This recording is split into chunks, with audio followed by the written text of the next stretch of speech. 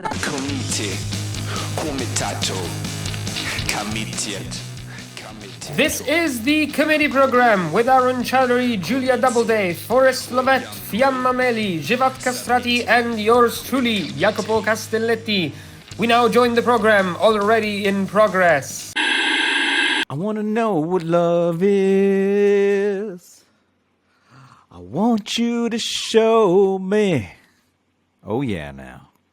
I want to feel what love is. Oh yeah. I want you to show me. Yeah, yeah.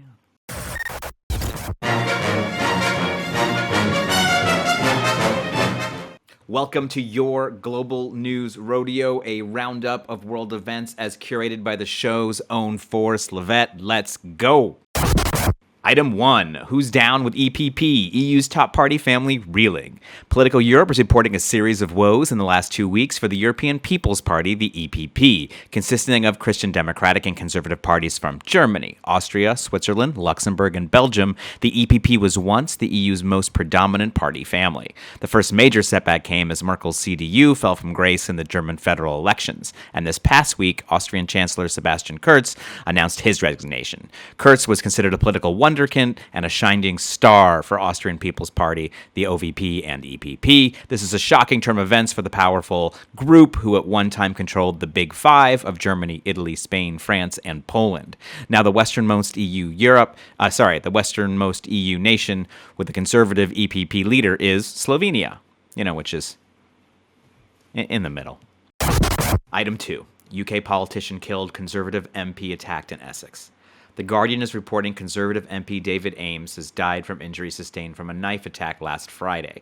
The 69-year-old Ames was speaking to constituents in South Essex Church when he was stabbed several times. This incident comes a little over 5 years since Joe Cox, a Labour Party MP, was murdered while also meeting with constituents. The London Metropolitan Police said the attack has formally been declared a terrorist incident by the Senior National Coordinator of Counter-Terrorism and Policing.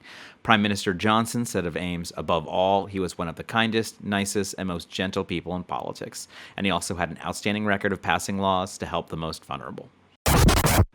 Item number 3, invitation rescinded. Southeast Asian Summit bars leader. Channel News Asia is reporting that the Association of Southeast Asian Asians, or ASEAN, I've been there, will invite a non-political representative to represent Myanmar at this month's summit. International pressure is mounting for ASEAN to take a firmer stance with the junta, Myanmar's ruling military regime, due to their failure to comply with the peace roadmap set forth last April. This is an unprecedented move for the association, as the junta's senior general, Min Aung Hlaing, will be excluded from the meeting of the 10 member states. Junta has assumed power via military coup this past February, and according to the UN, is responsible for the death of over 1,000 civilians and the arrests of thousands more. Item 4, John Deere Red, tractor company workers strike.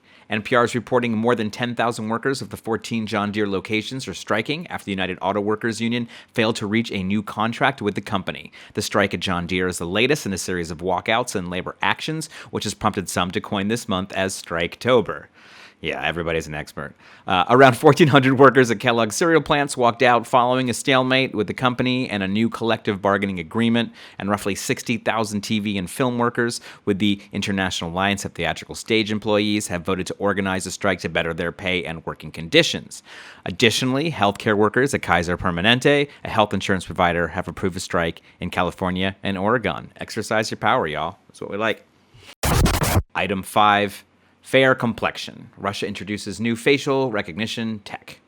The Moscow Times is reporting the Moscow metro system has unveiled FacePay, a new facial recognition technology said to be the first of its kind in the world. The deputy mayor of transport commented, to enter the metro, passengers won't need a card or a smartphone. Just look at the camera on the turnstile. To use the software, users will have to provide a photo plus their bank card and transit card to Moscow Metro's mobile app. Naturally, activists and others are highly skeptical of the technology, saying this is merely another surveillance tool. The Kremlin admitted security officers already have access to private data, which is stored in public service websites. The mayor of transport predicts up to 15% of passengers will be using FacePay within the next 3 years. I mean, I actually would worry less about that because they do have all the data than about the face recognition stuff that they're using in America for protests. But, 6 of one, half a dozen of the other. Item 6, Panera's box. Pandora Papers spelled trouble for the Chilean president. Al Jazeera is reporting Chilean President Sebastian Pinera is facing calls for impeachment from opposition lawmakers due to details released in the Pandora Papers. According to the leaks, the president sold a mining company owned by his children, which would mean he used his office for personal business. Congressman Thomas Hirsch presented the accusations to the lower house of the Chilean Congress. This is the first step in the impeachment process. A public prosecutor is now investigating the president for possible bribery-related corruption and tax violations that transpired because of the sale in 2010.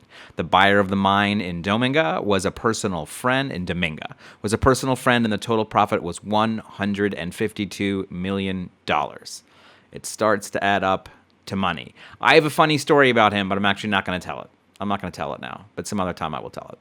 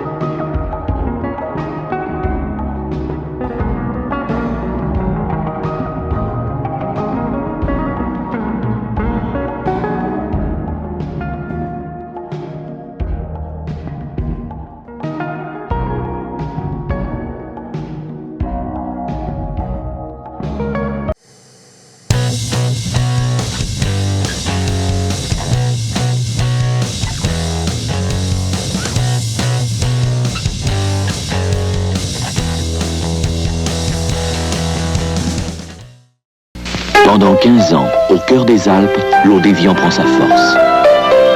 L'équilibre minéral. C'est bon de se sentir bien dans son corps. Évian, l'équilibre minéral. C'est bon l'équilibre. Magie, magie! La nouvelle façon de souper! Une soupe magie pour ma tonton Kim. Une soupe chinoise pour ma tonkinoise. Magie, magie! Champignons noirs pour ses yeux noirs. Magie, magie! Et vermicelle parce qu'elle est belle. Oui, c'est l'extase, la soupe chinoise de ma tonkinoise. Magie, magie! La nouvelle façon de souper. Alors t'as dit sur 1000 mètres. Parfaitement. Ça va pas la tête, non. Mais oui, bande de rigolos. Rigolo. Ouais, très vite, Maclé.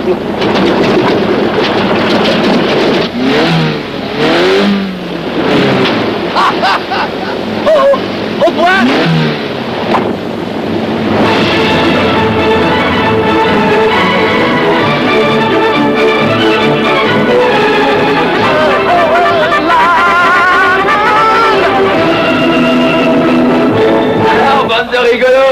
Ah, ça, y a pas à dire, hein. La visa, ça décoiffe. Pas vrai? Rigolo.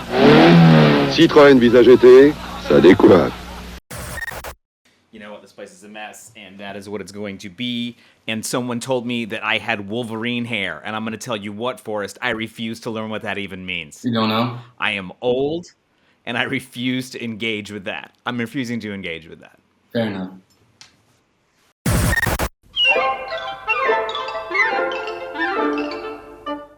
Hi, and welcome back to the committee program. I am your host, Arun Chaudhary, and today, part 4 in our ongoing series, Keeping Up with the Hapsburgs, in which our continental, royal, and papal correspondent, Hawley Brett, walks us through the ins and the outs and the origin story of the Hapsburgs to find out how monarchy is sort of the other flavor of right-wing potential extremism that could creep across the continent.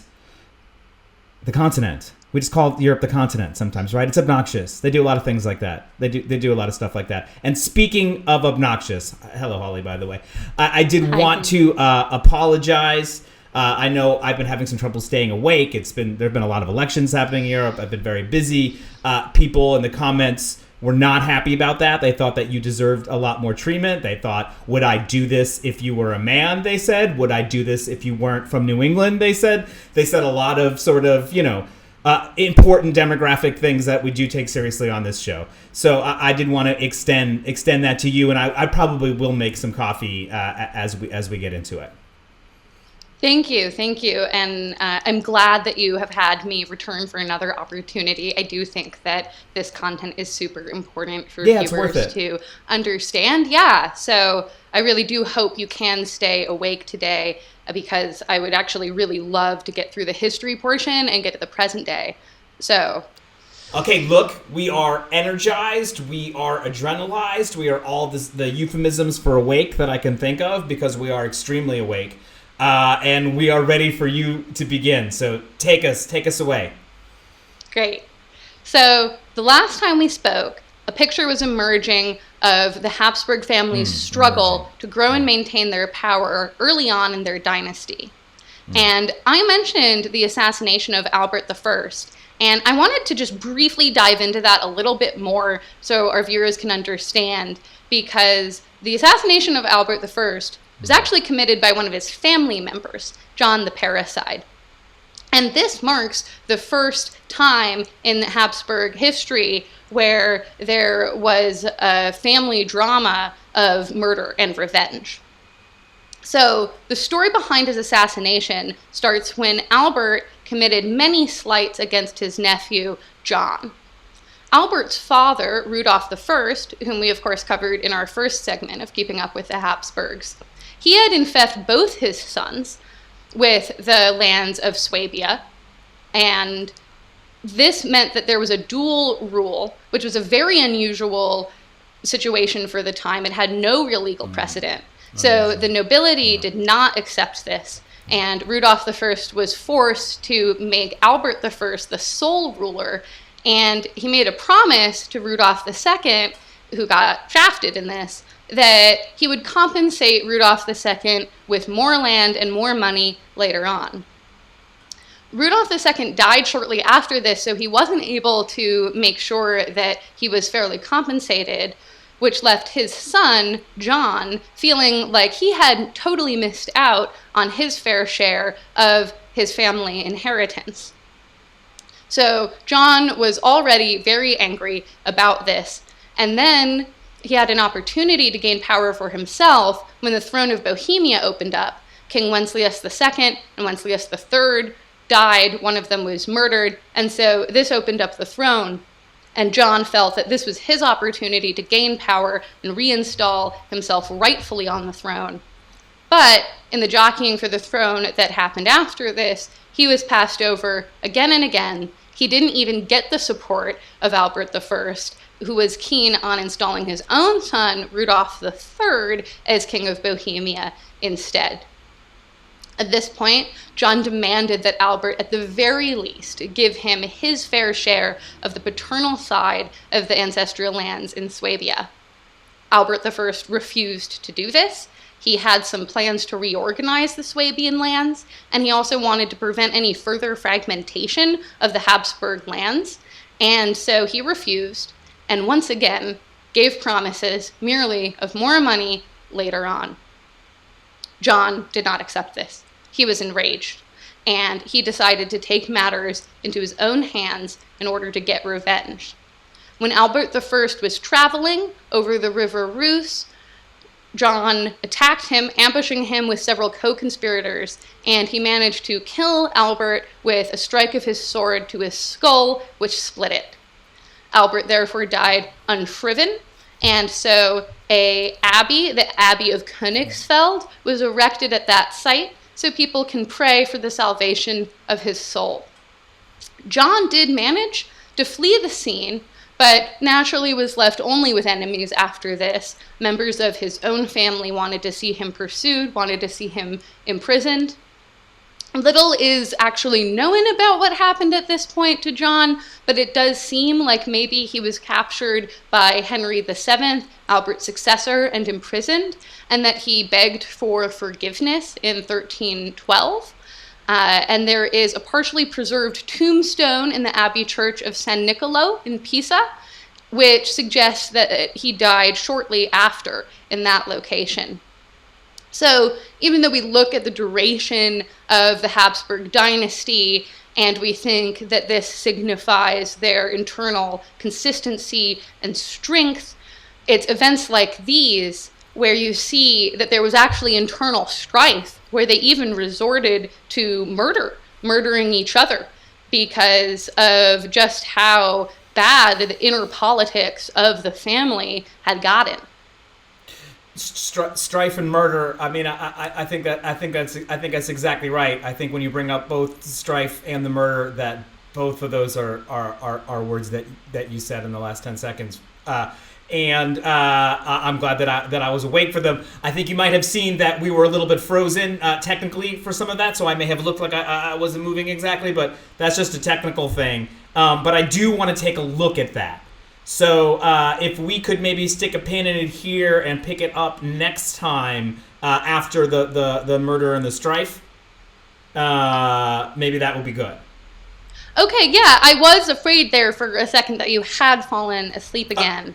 No, this was a technical kind of a frozen thing. We use a service called Riverside. I don't think that it's their fault, so please don't tweet at them angrily. But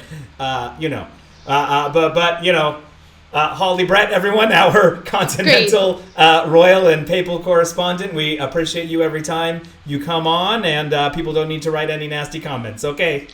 Great, thanks for having me. Thank you so much. La imagen por la cual vale la pena arriesgar la vida, sacrificarse hasta la muerte en los campos de batalla de todos los continentes del mundo.